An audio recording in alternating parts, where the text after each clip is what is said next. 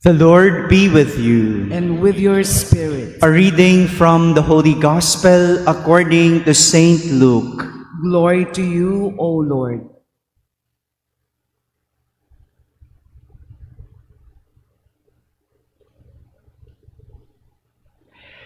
Jesus told his disciples a parable.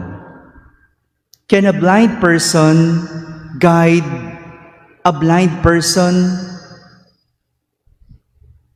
Will not both fall into a pit?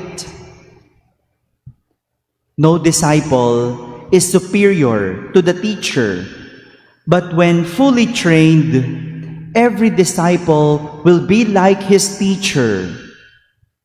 Why do you notice the splinter in your brother's eye, but do not perceive the wooden beam in your own? How can you say to your brother, "Brother, let me remove the splinter in your eye," when you do not even notice the wooden beam in your own eye?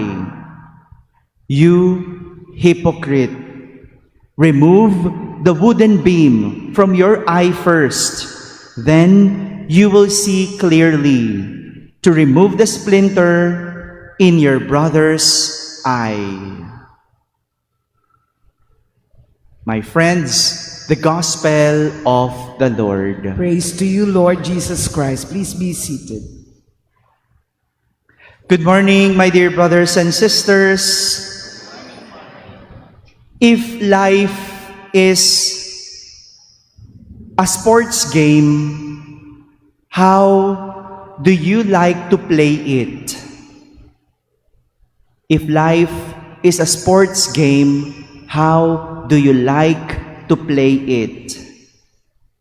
This is a lesson that we could learn from our readings today. How to win in life.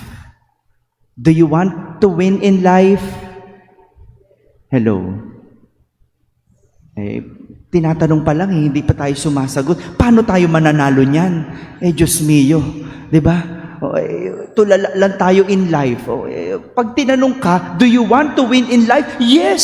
Sagot agad, hindi katulala. Hindi ka talaga mananalo in life. Well, better just listen to our reflection for today. If you want to win in life, St. Paul, in our first reading, compares our life to a race. Hinalintulad niyang buhay sa isang karera, sa isang paligsahan. And we are like runners in a stadium, racing to win a prize or a perishable crown. Koronang nasisira. Hindi ba ganyan ang mga atleta? O katatapos lang ng Olympics. And we have an idea of what an athlete does. Ano bang ginagawa ng isang atleta? Gusto niya manalo. Gusto niya magkaroon ng medalya. But that medal is a perishable recognition. Nasisira. Alam nyo, meron nga napanood ako sa isang vlog ng isang athlete, no? Yung medal na natanggap niya. No? Siyempre, suot-suot nila, napapawisan. Wala pang isang buwan, nag-tarnish na. Kumukupas na, nasisira na yung medal niya. Kasi hindi naman talaga tunay na ginto yan. Hindi naman tunay na tanso. Masisira't masisira. And just like an athlete, we will do everything to win. Athlete exercises discipline in every way. May disiplina. And they sacrifice a lot just to win a race. After manalo ni Carlos Yulo, marami sa atin gusto na lang mag-gymnast, para magkakaroon tayo ng maraming pera, no? Ganun pala maging atletang Pinoy, ang daming pera. I also saw a video comparing a Filipino athlete winning a gold medal from an athlete from the US. Sabi nung taga-US, sana pala, Pinoy na lang din ako, oh. Milyon-milyon sila. Well, meron ding cash reward, but not as big as Carlos Yulo's prize. Parang ganun tayo, no? We want to win in life. We want to have this. We want to have that.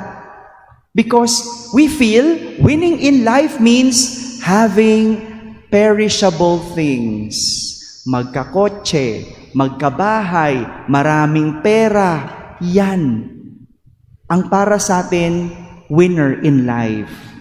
But unlike athletes, we run in life not to win a perishable crown, but an imperishable crown. Yan ang sabi ni San Pablo, huwag mong hangarin ang premyong nasisira, kundi yung hindi nasisira. Hindi tayo naghahangad lang ng bagay na panandalian, kundi pang magpakailanman.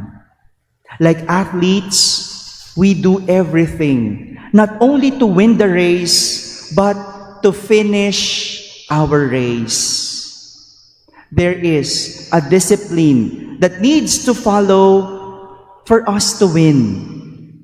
There's a discipline in every race. We sacrifice by dropping things that will not help us finish our race. Lahat ng mga nakakabigat sa atin, lahat ng nakakasama, lahat ng hindi maganda, inaalis natin para matapos natin ang laban. Ang galit, alisin. Ang inggit, alisin. Ang tampo, selos, lahat ng hindi makakaganda, alisin para matapos mo ang iyong karera. Hindi lang manalo, matapos mo. Pero higit sa lahat, ang tunay na atleta, hindi lang kinakalaban ang iba para manalo, kundi kinakalaban ang sarili para lalong maging mabuti at hinihigatan ang sarili para sa ikauunlad ng sarili. Ang isang athlete na naglalaro ng pabilisan na palakasan, hindi tinatalo ang kalaban, tinatalo ang sarili. Di ba yung swimmer? Oh? Tinatalo niya yung sarili niyang record kung gaano siya kabilis. Ganon din yung mga tumatakbo. Oh? Lahat ng pabilisan, you don't beat others. That's a bonus. But when you exercise, you beat your own record. Kung ngayon tumakbo ka ng 1 minuto, bukas tatakbo ka ng less than 1 minute. Ganyan ang atleta. Para mag-improve, he does not beat others, but he beat his own self. To improve. A real athlete does not compete with others, but more so, compete with himself. This is also what Jesus is referring to in our gospel when he tells a parable about a blind man. He asks a question, can a blind person guide a blind person? Anong sagot? Kaya bang akayin ng bulag ang isa pang taong bulag? Definitely the answer is no. A blind person cannot guide another blind person, just as an athlete cannot teach himself. Di ba ang atleta, merong coach? Ang atleta, hindi lang naman sarili niya. Ang ginagamit niya para mag-improve. He has a coach. He has a team. He needs someone to guide him or someone who would see his faults for him to improve. Marami sa atin, nagdudunong-dunungan sa buhay. We don't listen to others. We don't have teachers, but ourselves. Akala mo, alam na ang lahat sa buhay. Hindi nakikita ang sariling mali, pero nakikita ang mali ng iba. Hindi natin maitatama ang mali ng iba kung sarili nating mali ay hindi natin nakikita. My dear brothers and sisters, in life, we all want to win. But remember, lumaban ng patas. Fight fairly.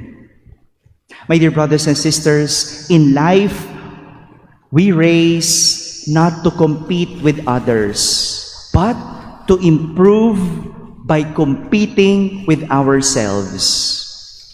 Magpakabait ka. At kung mabait ka na, baitan mo pa. Magpatawad ka. Kung nakapagpatawad ka na, magpatawad ka pa ng magpatawad. Improve yourself, not compete with others. For our goal is not to beat others, but to finish and win our own race. It can only happen when we are open to learning about winning. Amen.